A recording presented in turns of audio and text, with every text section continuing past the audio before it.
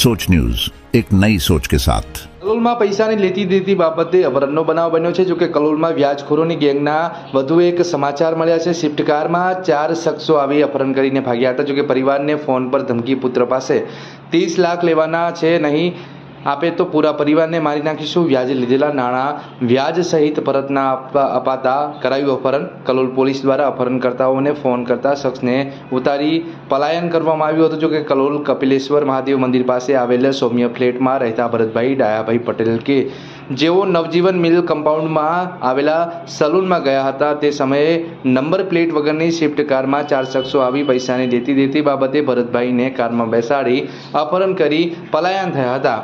વ્યાજ પર લીધેલા નાણાંનું 10% વ્યાજ વસૂલ કરતી ટોળકીએ અપહરણ કરી પૂરા પરિવારને મારી નાખવાની ધમકી આપી હતી। જો કલોલ પોલીસની સૂઝબૂછથી કોલ કરતા અપહરણકારને સહી સલામત છોડાવ્યો। હવે જોવાનું રહ્યું છે કે અપહરણકર્તાને પોલીસ ક્યારે પકડીને યોગ્ય કાર્યવાહી કરશે। હું ભરતકુમાર ડાયલાલ પટેલ। આજે સવારે હું ઘરેથી નીકળ્યો અને બજારમાં મારું થોડું કામ હતું। એ કામ પૂરું કરીને હું સિટી મોલમાં, નવજીવન બજારમાં સિટી મોલમાં હેર કટિંગ સલૂનમાં ગયો। હેર કટિંગ કરીને હું જેવો પરત આવ્યો એવું મેં જોયું તો મારી ગાડી પડી હતી। જેવી હું ગાડીમાં બેસવા ગયો એવું મારી ગાડીની પાછળ એક બ્લેક ગ્લાસ અને નંબર વગરની સ્વિફ્ટ ડિઝાયર આવીને ઊભી રહી, જેમાંથી 4 શખ્સ ઊભા થયા।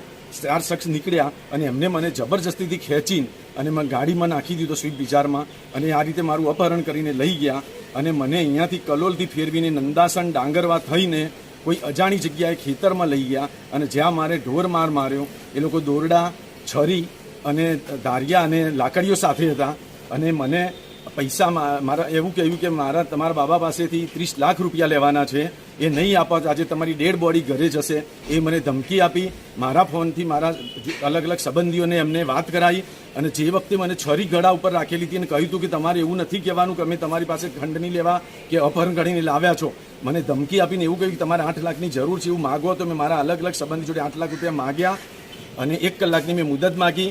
1 કલાક જેમ નજીક આવતો જેમ એ લોકો હથિયારોને લાકડીને બધું તૈયાર રાખતા મળ્યા। એમનું પ્લાન હતું કે દોરડાથી નાખીને મને કેનાલમાં પધરાવી દેવો।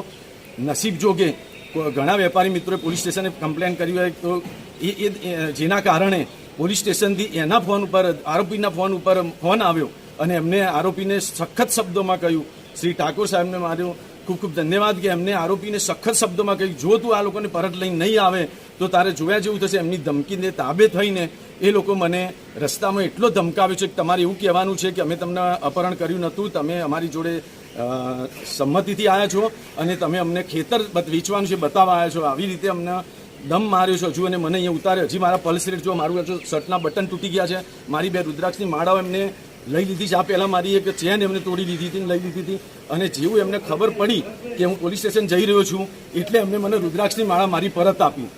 આપ સબ મીડિયા મિત્રોએ મારી વિનંતી કે મારી આ ફરિયાદ દરેક સુધી પહોંચાડવામાં। આવા કલોલમાં મારા જેવા ઘણા લોકો પીસાઈ રહ્યા છે અને આ લોકોએ મને એક અઠવાડિયામાં 10% મારા બાબા સાથે વ્યાજ ચૂકવ્યું છે, 10%।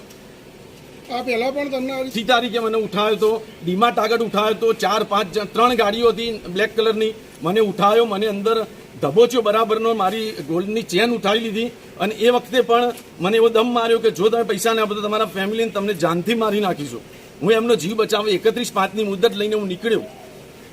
એ પછી તમે કોઈ કાર્યવાહી કરી? એ પછી મેં અહીંયા પોલીસ સ્ટેશનમાં એ વખતે પણ અમે અરજી આપેલી અને અત્યારે ફરીથી હું અરજી આપી રહ્યો છું। હવે પોલીસ ઇન્સ્પેક્ટરને, લીગલ સ્ટાફને વિનંતી કે મારી આ ફરિયાદ ધ્યાનથી સાંભળે અને આવા લુખા તત્વોથી હું નહીં, મારા આ લોકોએ મારા સિવાય કેટલાય કલોલમાં પીસાઈ રહ્યા છે, એમની સામે ઝુંબેશ ચડાવે અને આવા લુખટો કલોલમાં કેટલી બ્લેક કલરની ગાડીઓ ફરે છે। ઘણીવાર ધ્યાનમાં દોરવામાં આવ્યું અમારી લાયન્સ સંસ્થા તરફથી પણ કોઈ અમલ થતો નથી। આવી બ્લેક કલરની ગાડીઓ જેટલી ફરે બધા વ્યાજનો ધંધો કરીને કાળા ધંધા કરે છે। એમની ગાડીમાં હથિયારોમાં ધારિયા, છરો, મારા ગળા ઉપર છરો કરીને મને બધા જોડે વાત કરાઈ। ઇવન જો પીએસઆઈ સાહેબ મને વાત કરી ત્યારે મારા ગળા ઉપર મેં છરો નાખ્યો હતો અને કહ્યું હતું કે તમે એવું કહેજો હું ખેતર બતાવવા આવ્યો છું। મને એવું બરજબરી બોલાવી। એકચ્યુઅલમાં મેં લોકોએ મારું અપહરણ કર્યું હતું અને આની સામે મને ન્યાય મળે એવી મારી વિનંતી છે।